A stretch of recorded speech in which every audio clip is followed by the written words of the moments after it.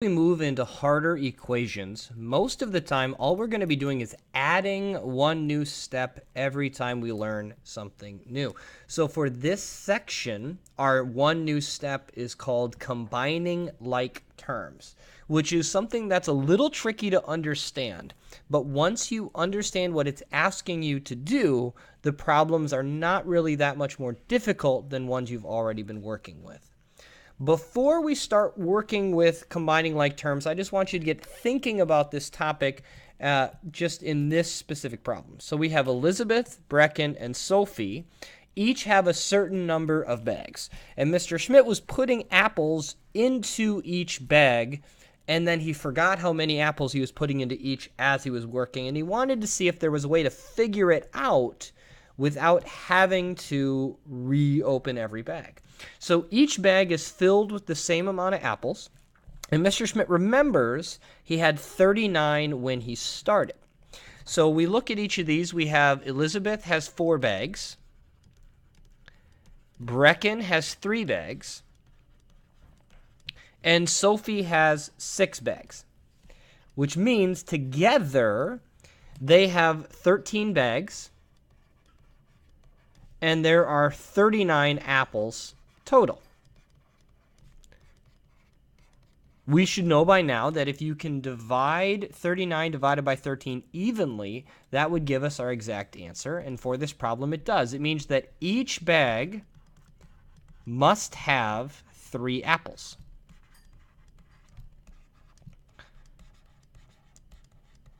And strangely enough, that's exactly the type of problem that we're going to be solving in this section. Now, obviously, we're not going to be working with bags. We're going to be working with variables. But by definition, each value of x has to have the same amount in it. So now, in this case, Elizabeth has x, x, x, and x, which is a total of 4 x's.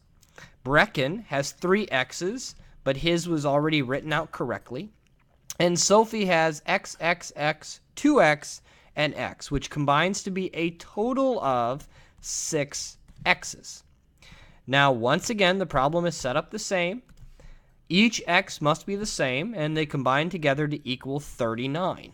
So we have 4x plus 3x plus 6x is a total of 13 x's, and it equals 39.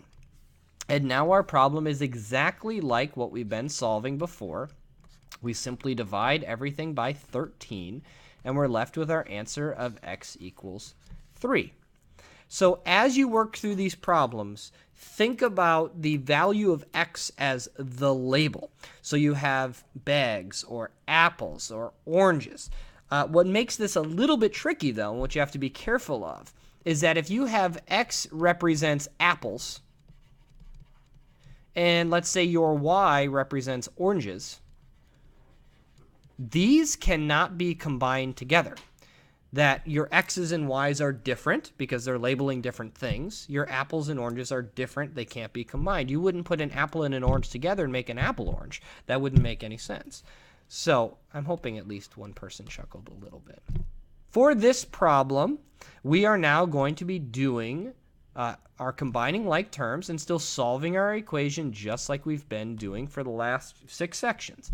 So we have 2x and 3x together, and they're on the same side. So just like before, we have 2 bags and 3 bags. And what I like to do is I like to underline them right here, and I just want to combine them together. 2 plus 3 gives me 5 x's. Now I have my plus 8, which stays, and it's equal to negative 12. From here, we're going to solve this just like we've been solving it before. We're going to subtract 8 from both sides. So I get 5x equals negative 20.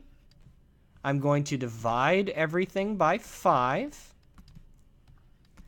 And I'm going to get x equals negative 4 as my answer. Our check even works the same as it did before because all we have to do is take this negative 4 and we're going to plug it into every x in our original equation. So I have 2 times negative 4 plus 3 times negative 4 plus 8. And if this works, we want it to equal negative 12. So 2 times negative 4 is negative 8. 3 times negative 4 is negative 12 plus 8. This is negative 20 plus 8 is negative 12. Therefore, we can even check our answer the same way that we've been doing before. So as a quick recap before we get to some more problems, all we're doing is combining like terms first, then solving the equation just like we've been doing before. Now this problem looks a lot harder and there are more steps, but the process is going to be the same. We're going to find all of the x's right away and we're going to combine them together. Now, I had a student named Anne who hated when she had an x sitting alone. So Anne's method, she would always put a 1 in front of it before she started to remind herself that that's 1x each time. Now we also have some negatives here, which is okay. So 1x minus 4x is negative 3x plus 2x will give us a total of negative 1x when all is said and done. Now we're going to combine our regular numbers, just like our x's. We have positive 6, positive 4 combined together to be positive 10. Now we have x's over here. We have regular numbers over here. We cannot combine the x's and the regular numbers. If you remember, it's like Mr. Schmidt running the middle school dance. We want boys and girls separate, no touching at all. On the right side, we have 17. Nothing changed over here at all. From this point, now we're just solving our equation like we've been solving it. We're going to subtract 10 from both sides. I get negative 1x equals 7.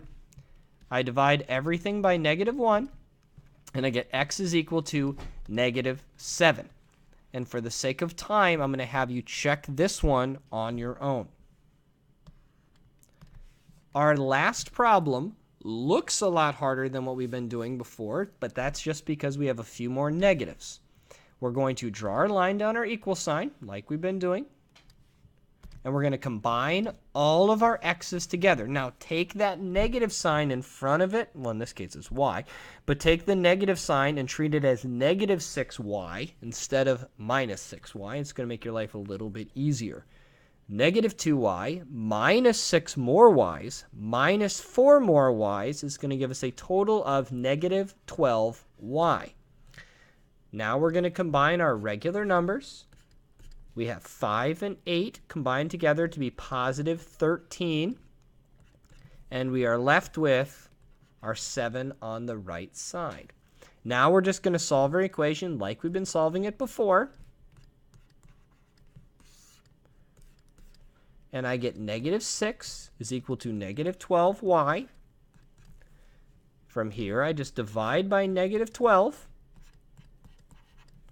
And my y is equal to 6/12, or 1/2, or 5/10.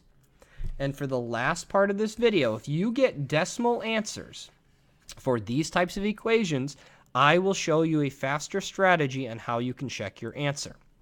As always, if you have any questions, please let me know.